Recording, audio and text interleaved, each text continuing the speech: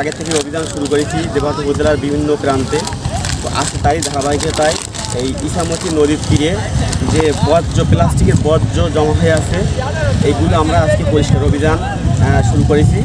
আমাদের টিমের সকল সদস্য আমরা এখানে উপস্থিত আছি। এই অনুষ্ঠান শেষ করে আমরা আমাদের এখানে ইফতারি করব। ইফতারি করে ইনশাল্লাহ আজকে আমরা এখান থেকে ফিরবো। হয়তো আগামীকাল দেখা হবে অন্য কোনো এক জায়গায় কোনো একটা ময়লা পরিষ্কার করার কাজে আমরা নিয়োজিত আছি।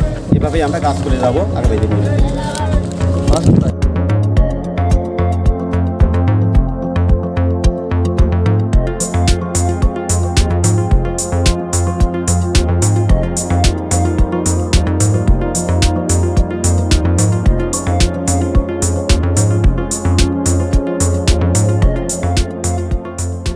দেশ আমাদের এই নদীর আশপাশে যে আবর্জনা আছে এবং সবথেকে বড় ভয়াবহ হচ্ছে এই ইছামতি নদী। এটা হলো আন্তর্জাতিক সীমানা নদী।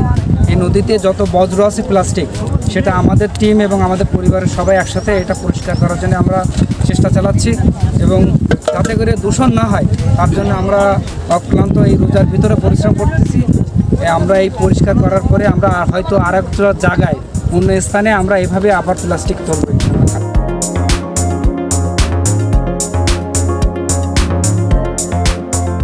সামনে নিয়ে আমাদের টিম কমিউনিটি মানুষের কল্যাণে কাজ করে যাচ্ছে। তারই ধারাবাহিকতায় আজ এই রমজানের দিনে আমাদের টিমের যারা সদস্যরা আছে আমরা সকলে মিলে ইফতারি প্রোগ্রাম এবং রিভার ক্লিনিং যে প্রোগ্রামটা আমরা বাস্তবায়ন করতেছি, এর মাধ্যমে আমরা যেটা জানাতে চাই বা বলতে চাই, নদী হচ্ছে আমাদের সম্পদ। নদীকে আমরা মায়ের সাথে তুলনা করি। বাংলাদেশ নদীভিত্তিক দেশ।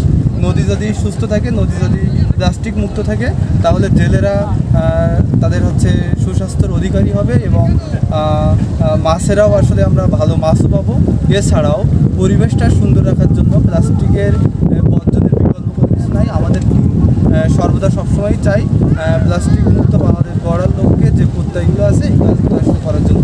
আপনারা সকলে আমাদের টিমের সাথেই থাকুন, ইনশাল্লাহ দেখা হবে। আসসালামু আলাইকুম।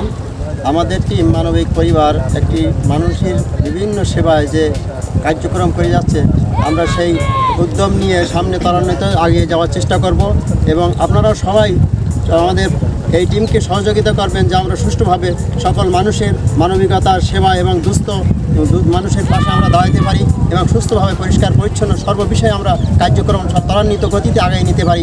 এজন্য আপনাদের সার্বিক সহযোগিতা কামনা করি। আমি আমার বক্তব্য এখানে শেষ করছি।